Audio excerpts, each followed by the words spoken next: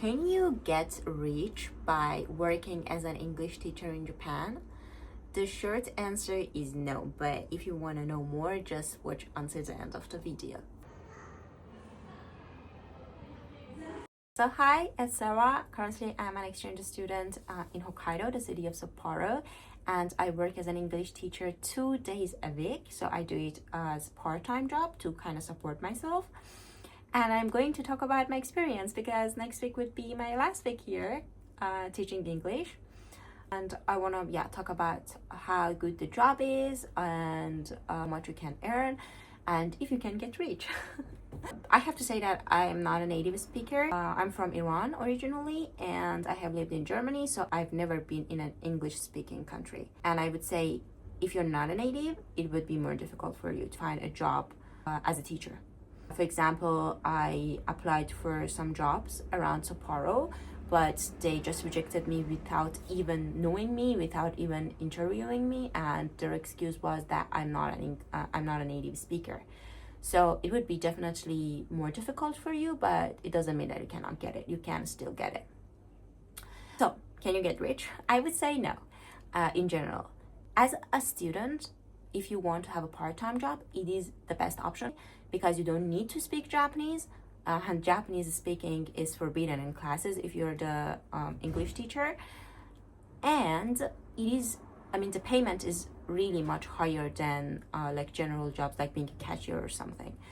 So I would recommend it if you are a student. And also if you're coming for working holiday here, it's also a really good option because you can earn as much as you need for your traveling and going around and have fun. I just wanted to add this, that most of these schools need a bachelor degree from you. So if you don't have a bachelor degree, I would say it would be more difficult to find a job as an English teacher. If you're coming here for your working holiday, maybe that would be possible. I knew some person that was doing it. But if you want to come here with visa support from school, then that's not possible. You need a bachelor degree at least. Just keep that in mind. Yeah.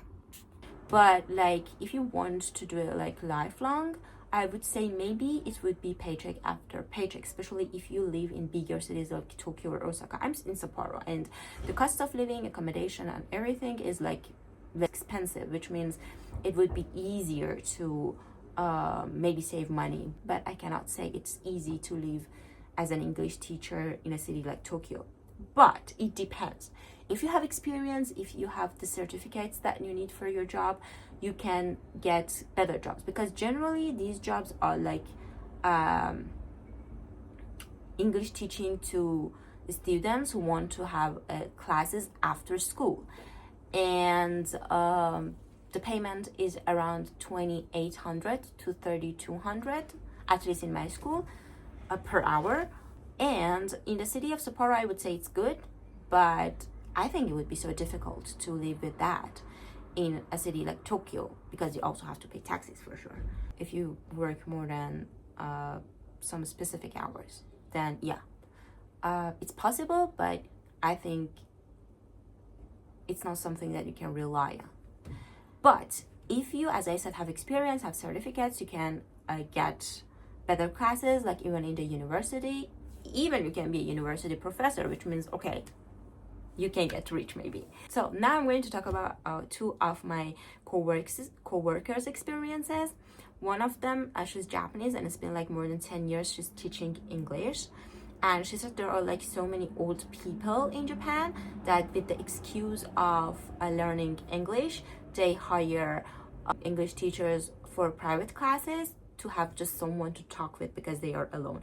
I don't know how it ends up, I don't know, or what other expectations they have, but in general she said that the payment is good and hourly she can earn good money. So it depends on the person who hires you. So yeah, and not just those kind of people, but also like real people who want to learn English. If you are a good English teacher, they want to hire you. But there is a problem because you have to know Japanese for like private classes because you are going to explain grammar to them and you're the only teacher in the class. even I would say in these schools that you are teaching Japanese children, knowing Japanese would be better for you, because sometimes these children speak Japanese and you need to understand. Maybe you want to answer them in English, but it's better to understand. But some of the classes have like another Japanese teacher who's helping you, so maybe that won't be a problem for you. But in general, if you have the certificates, if you have experience, and if you are a real English teacher, then that would be a good option for you to come here and teach. But another experience from another co-worker, he's American, and also he has a lot of experience in teaching English, and I would say money-wise he's doing well. But he was talking about some gatherings that he tried to promote on Facebook in order to talk about himself, to show himself to Japanese people and make them interested in taking like private classes with him.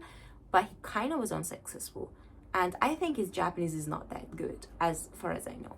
So it really depends on the person, and also how lucky you are, because like any other job, it also depends on how lucky you are. Sometimes you are a good candidate, but maybe there is a person who's a little bit better than you. So just, keep that in mind. It's not because of you, but because there are so many other people, and yeah, luck also can have a role. In the end, I would say if you're coming here for working holiday as a student, then that's a really good option. If you're going to do that lifelong, maybe you start with low payments, but you can improve yourself, you can get promotions, and people start to get to know you, and you can get good money. But in the end, I want to say, really, if you're coming even as for working holiday, just don't go for like big cities like Tokyo or Osaka. They are more expensive, and the cost of traveling in Japan with airplane is not that much. So if you work, you can travel around, I would say, easily. So maybe consider like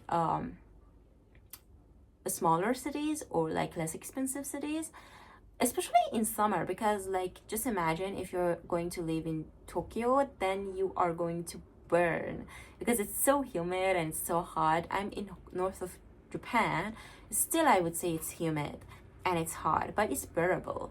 But I don't think it's bearable in Tokyo. So think about the time that you are coming to Japan, the expenses that you are going to have, and everything, and choose your city. Maybe in the end it's not you who choose, but like the English school who chooses you. But also keep that in mind that you have lots of options, not just Tokyo or Osaka. And other cities in Japan also have really beautiful places to visit. Like for example, Sapporo, like historically doesn't have that much, but like when it comes to nature, it's so beautiful. The food is amazing, and yeah, you can have so much fun also here. And thank you for listening to me. Just if you like it, subscribe me and like the video so I can make more videos. Thank you so much. Bye bye.